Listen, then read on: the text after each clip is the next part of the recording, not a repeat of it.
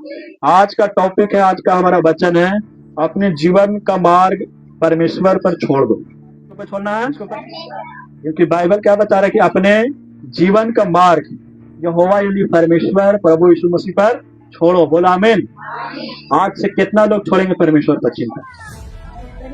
ये नहीं कि दीपावली आ गया पहले दीपावली पर चिंता छोड़ो, परमेश्वर को भूल जाओ। अपना चिंता अपना बाप के ऊपर भी नहीं, जो आपको जन्म किया ना उसको ऊपर भी नहीं, आपको माँ जन्म दिया उसको ऊपर भी नहीं, क्योंकि जो ईश्वर है परमेश्वर जो दुनिया को बनाया उसको ऊपर चिंता को छोड़ना। बोला आमीन।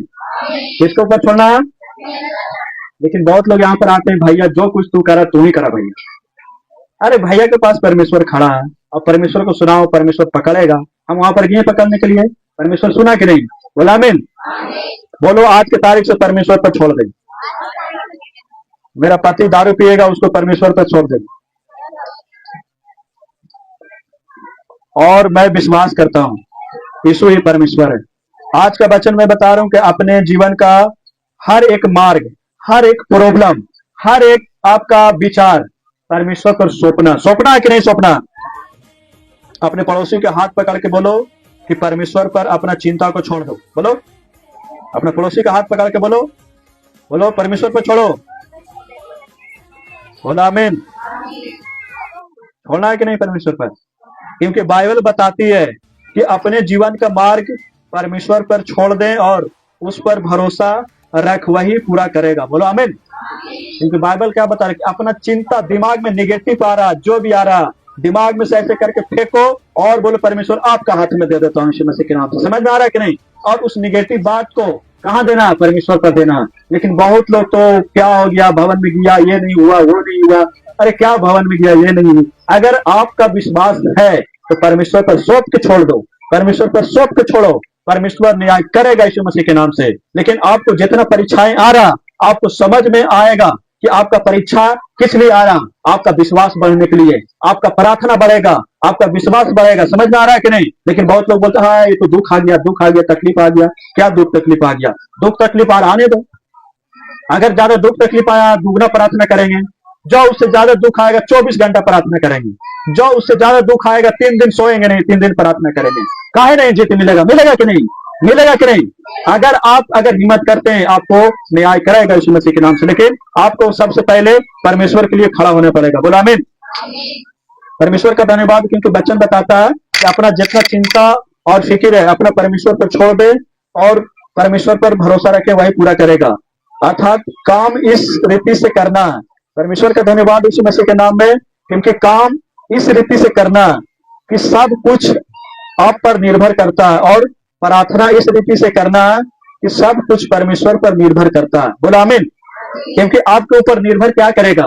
कि आपके ऊपर यह निर्भर करेगा कि आप परमेश्वर के लिए कितना आज्ञा पालन करते हैं, आप परमेश्वर के लिए कितना प्रेम जगाते हैं, आप परमेश्वर के लिए कितना लोलिंग होते हैं, आप परमेश्वर के लिए कितना प्रार्थना करते हैं। लेकिन आपके ऊपर यह निर्भर होना चाहिए। लेकिन उस परमेश्वर को निर्भर यह होता है कि आप जितना प्रार्थनाएं कीजिएगा उतना आपको बंधनों को तोड़ेगा यीशु मसीह के नाम से। बोला आमीन।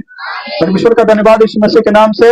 लेकिन जब आप परमेश्वर का काम पूरी ईमानदारी वफादारी से या सोचकर कि ये काम मैं ही कर सकता हूं, परमेश्वर ने मुझे ये करने के लिए दिया है, अगर मैं इसे अच्छी रीति से नहीं करूंगा तो ये नहीं होगा। बोला आमीन। परमेश्वर का धन्यवाद यीशु मसीह के नाम में, क्योंकि वचन क्या बता रहा कि आप अगर परमेश्वर पर विश्वास करते हैं तो पूरी वफादारी से पूरी ईमानदारी से आपको काम करना पड़ेगा। जगह जगह पर आपको प्रॉब्लम में आएगा, जगह जगह पर दिक्कत आएगा, लेकिन आपको वफादारी के साथ, आप भवन के साथ ईमानदारी बनते हैं, आप परमेश्वर के दास के साथ ईमानदार बनते हैं, तो आप भवन के साथ नहीं, आप अगर परमेश्वर के दास के साथ ईमानदारी और वफादारी दिखाते हैं तो मेरे साथ नहीं, आप परमेश्वर के साथ ईमानदारी दिखा रहे हैं। बोलो आमीन। समझ में आ रहा है कि नहीं? लेकिन बहुत लोग सोचेगा कि हाय भैया के साथ क्यों ईमानदारी दिखाएंगे, भैया के साथ ऐसा करेंगे, क्या भैया के बात पर चलेंगे, भैया ने तो ये बात बोल दिया, भैया ने तो तिरपाल लाने के लिए बोल दिया, भैया ने तो क्रिसमस के लिए चंदा के लिए बोल दिया, लेकिन हम भैया के बात को किस लिए मानेंगे? लेकिन जो लोग नहीं मानेगा मेरा बात को वो शायद परमेश्वर को भी नहीं मानेंगे। मानते हैं आपके पास परमेश्वर है, लेकिन अगर वो दास को अगर आप सुनते उसका बात को तो परमेश्वर भी यहाँ पर सुन रहा है यीशु मसीह के नाम से। बोला आमीन। जोर से ताली मारे। कितने लोगों को समझ में आ रहा? समझ में आ रहा? आज की तारीख से ईमानदारी होएंगे? कितने लोग ईमानदार होएंगे? पक्का?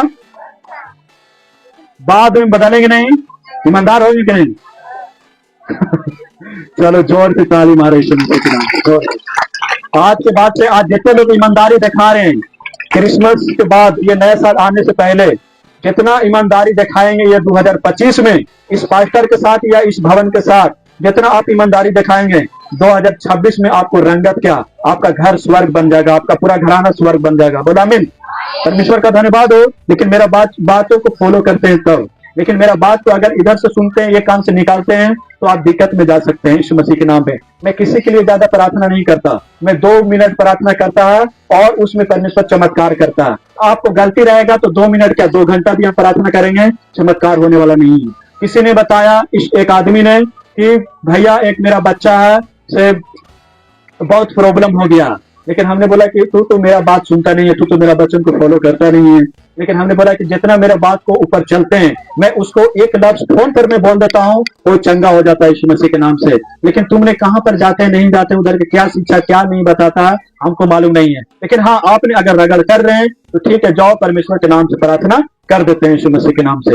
लेकिन वहां पर जब प्रार्थना की है, उस प्रार्थना उसका स्वीकार नहीं, कुछ नहीं हुआ, परमेश्वर छुआ भी नहीं। लेकिन परमेश्वर बोला कि ये बहुत बड़ा गलती करके बैठा हुआ। आपको शकल से नहीं, आपको आत्मा से भय मानना, आपको इतना परमेश्वर से भय मानना है कि जितना अपना माए बाप से जो भय नहीं मानते हैं, उससे ज्यादा आपको यहोवा से भय मानना कि परमेश्वर मेरे साथ है। आपका ठीक है, मेरा पिताजी इंसान है, वो भले ही नहीं देख रहा हो, मेरा माता जी इंसान है, वो भले ही नहीं देख रहा हो, लेकिन परमेश्वर तो मेरे पास खड़ा है, वो तो सब चीज देख रहा है कि नहीं? परमेश्वर का धन्यवाद यीशु मसीह के नाम से। तो सबसे पहले शर्म यह करना है कि परमेश्वर मेरे साथ है, और हमको शर्म होना चाहिए कि नहीं, परमेश्वर के वचन पर हमको चलना जरूरी है यीशु मसीह के नाम। बोलो आमीन। जोर से ताली मारेंगे यीशु मसीह के नाम में। क्योंकि आप अगर वफादारी दिखाते हैं परमेश्वर के दासों के साथ, परमेश्वर के भवन के साथ, परमेश्वर का धन्यवाद यीशु मसीह के नाम में। क्योंकि आज अगर आपको ऐसा लगता है कि आपकी प्रार्थना का उत्तर अभी तक नहीं आया, तो इसका यह मतलब नहीं कि आप प्रार्थना करना छोड़ दें, बल्कि आपको अपनी परिस्थितियों के लिए इस रीति से प्रार्थना करना है कि सब कुछ परमेश्वर कर सकता है। और इस तरह प्रार्थना करना यह दर्शाता है कि आप अपने सब कुछ परमेश्वर पर छोड़ दिया। बोलो आमीन। क्योंकि वचन क्या बता रहा है कि अभी तक आपको प्रार्थना का उत्तर अभी तक नहीं मिला, लेकिन आपको यह मतलब नहीं कि आप प्रार्थना करना छोड़ दे, आपको ये मतलब नहीं कि भवन में जाना छोड़ दे, आपको ये मतलब नहीं कि आप परमेश्वर में दान देना छोड़ दें। क्योंकि हम तो 10 महीना से भवन जा रहे हैं, 10 साल से भवन जा रहे हैं, तो ये नहीं आपका मतलब होना चाहिए कि हम परमेश्वर को छोड़ दें। आपको अगर जितना लेट हो रहा उत्तर आने में परमेश्वर से, तो आपको परमेश्वर में बने रहें और अपना चिंता को परमेश्वर के ऊपर सौंप दें यीशु मसीह के नाम से। बोलो आमीन। परमेश्वर का धन्यवाद यीशु मसीह के नाम से। क्योंकि जो भी कष्ट और परेशानी आ रहा आपको अंदर, तो वो भले के लिए आ रहा। बोलो आमीन। आपको भले के लिए आ रहा। क्या चीज के लिए आ रहा? क्योंकि भले के लिए आ रहा। क्योंकि जैसे कि बाइबल में देखते हैं कि जब पौलुस और सिलास को जेल में बंद कर दिया गया था, तब भी उन्होंने परमेश्वर से प्रार्थना करना और उसकी आराधना करना नहीं छोड़ा। बोला आमीन। क्योंकि पौलुस एक परमेश्वर का दास था और परमेश्वर का बेटा और बेटी था। एक सिलास नाम करके उसको क्या किया दुश्मनों ने, उसको क्या किया शैतानों ने, उसको जेल में बंद करवा दिया। लेकिन वहां पर भी आराधना प्रार्थना करना नहीं छोड़ा, वहां पर भी प्रार्थना करना नहीं छोड़ा। समझ में आ रहा है कि नहीं? परमेश्वर का धन्यवाद यीशु मसीह के नाम से। लेकिन आपको थोड़ा सा प्रॉब्लम आ जाता है, आप निराश हो जाते हैं। अब क्या होगा भवन में जाने से, अब क्या होगा प्रार्थना करने से, आप ऐसा सोचते हैं। लेकिन आप तो इस तरीका से नहीं सोचना। समझ में आ रहा है कि नहीं? परमेश्वर का धन्यवाद यीशु मसीह के नाम से।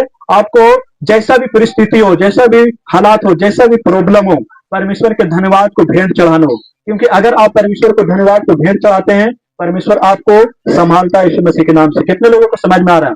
समझ में आ रहा है? जितना दुख तकलीफ आए, आपको प्रार्थना करना और भवन में आना कभी छोड़ना नहीं। बोला आमीन। लेकिन अगले संडे को बोलेंगे क्या करें, मेरा हस्बैंड भाड़ा नहीं दिया, किराया नहीं दिया। लेकिन अगर आपको अगले संडे को आना, तो कल सोमवार है, सोमवार से जमा करना स्टार्ट कर दो। काहे नहीं जुगाड़ होगा भाड़ा के लिए, होगा कि नहीं? लेकिन आप भोज के दिन कोहड़ा रोपिएगा तो फिर कैसे खिलाइएगा? होगा कभी? कभी नहीं होगा। लेकिन अगर आपको मालूम है कि मेरा पति पियक्कड़ है, पी जाता है, संडे के दिन शनिचरे के मार देता है मेरा भाड़ा वाला पैसा, तो आपको सोमवार से ही जुगाड़ करके रखना है कि नहीं? परमेश्वर का धन्यवाद यीशु मसीह के नाम से। तो आपको बाइबल बताता है कि आप अगर पहले से इंतजाम करते हैं तो आपको संडे के आने के लिए और जाने के लिए कभी सोचना नहीं पड़ेगा। बोलो आमीन। परमेश्वर का धन्यवाद यीशु मसीह के नाम में। लेकिन आप समझदार हैं, आप खुद समझदारी बेटा बेटी यीशु मसीह के नाम में। परमेश्वर का धन्यवाद यीशु मसीह के नाम में, क्योंकि उन्होंने अपनी परिस्थिति में, अपना प्रॉब्लम में, अपना कष्ट और परेशानी को देखकर परमेश्वर के खिलाफ कुछ कुड़कुड़ाए नहीं, बल्कि उन्होंने अपने जीवनों को यानी अपने मार्ग को यहोवा के हाथों में सौंप दिया और उसकी महिमा की। इसी कारण परमेश्वर हुक्म भेजकर उस जेल से छुड़ाया और उनके द्वारा परमेश्वर ने और उसके घराने के उद्धार किया। बोलो आमीन। क्योंकि पौलुस और सिलास को क्या किया दुश्मनों ने, दुष्ट आत्माएं ने, शैतान ने, कि उसको जेल में बंद करवा दिया। और वहां पर भी प्रार्थना करना वो छोड़ा नहीं, वहां पर भी स्तुति आराधना करना कभी नहीं छोड़ा, वहां पर भी प्रार्थना करना परमेश्वर का पौलुस ने और सिलास ने कभी छोड़ा नहीं।